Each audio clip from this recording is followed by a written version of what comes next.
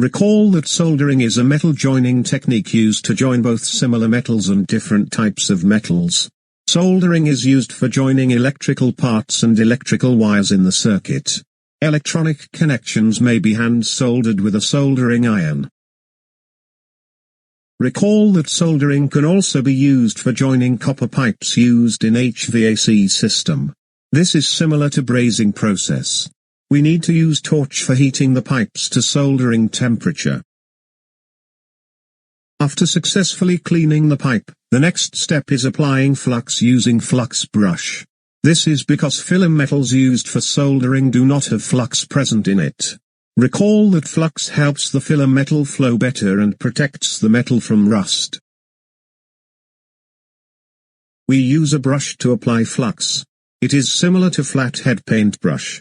Its purpose is to apply the flux perfectly in smaller areas for soldering easily.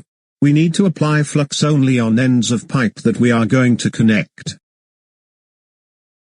Once the metal is fluxed and torch is set up, it is time to heat the joint.